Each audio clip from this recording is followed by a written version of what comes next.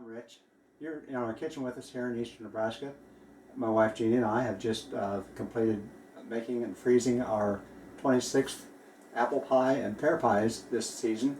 It's apple harvest time, and it's time to do something with the apples. Now, I hope you enjoy what we're about to show you in the preparation of the apple pies. If you want to try it yourself, you can see it's not all that difficult. At the same time, if you're going to Grandma's house or to Aunt Susie's house and they provide you pie, you'll understand what goes into making it. Enjoy.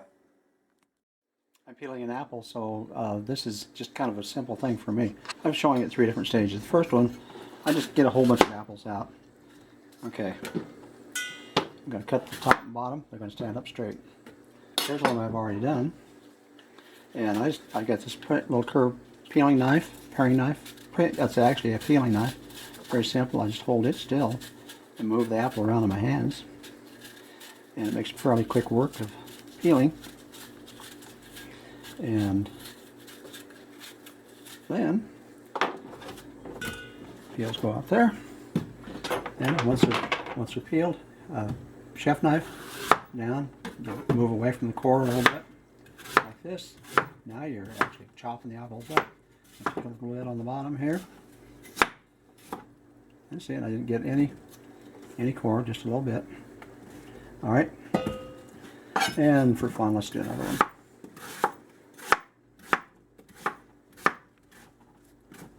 What we're doing is we're making wedges, probably sharp wedges, but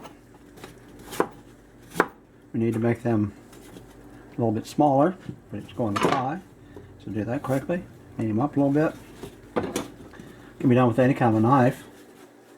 I use my same chef knife.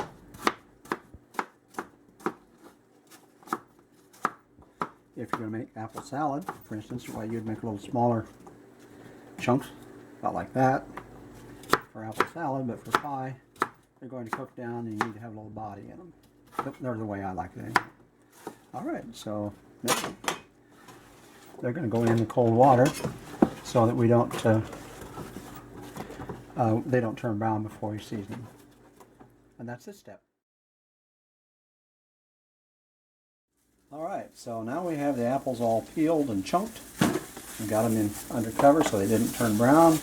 Now we have all this goodie, the sugar and cinnamon and tapioca and flour and a little bit of tiny spritz of salt. Okay, now we're going to dump it in. Our hands are covered with gloves because it does get a little messy. And just get right in it.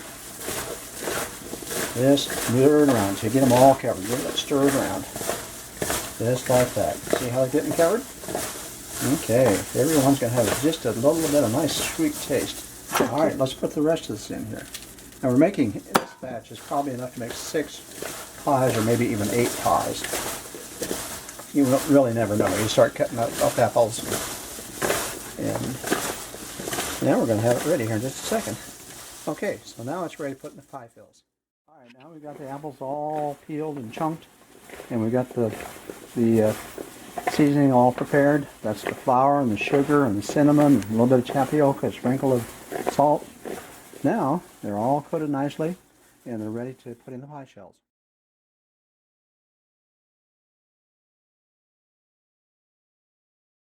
Alright, now we have the apples all seasoned and the shells out. You notice we're using frozen pie shells. We don't make the largest pie in the country or in the world, but what the heck, if you have a big group, make 2 pies that day. Alright, but these are easy. Saves a lot of time around that pan. See how I'm just kind of packing the apples in for pies? No signs here. Little juice in the bottom, grab that too. Yeah, there we go. Here we go. In this batch, we estimated to be 6 pies. Let's see how close we came.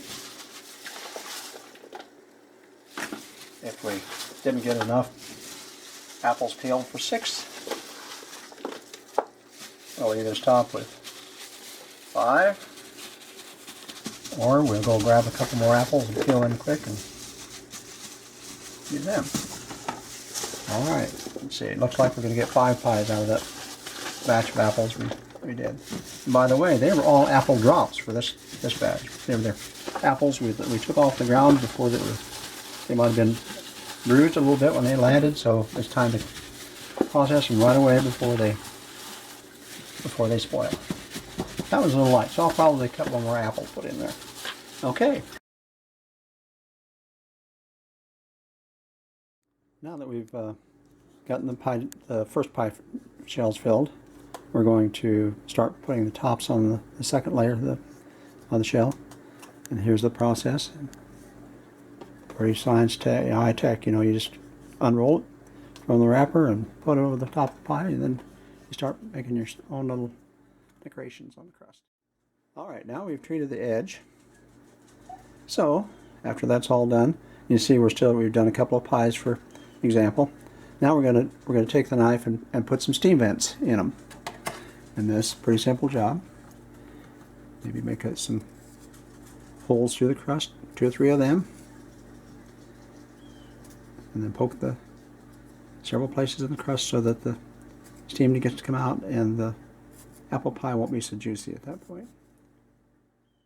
And then, to add a little color, to make the top crust brown a little bit and make it tasty, then we add a little bit of cinnamon sugar to the top of that. Now, a good step. Now, the step for before freezing, I should say, is the bagging in a gallon plastic bag, and that's also the reason why we like the 9-inch pre-filled shells, because they fit in a gallon bag pretty easily. And label it, and you never know whether this is going to be done at home or one that you're going to give to someone. So writing the date and the directions on the outside of the temperature and how long. Now we have the first 2 pies that are ready to go down to the freezer. So for carrying on the tinfoil pan, I always put them on a baking sheet and carry them to our freezer, which happens to be in the basement. Well, that's it. You see how we make our pies. Of course, like Bob Ross, the artist, said that this is your creation. You just do what you want to because it's yours, and that's what we do.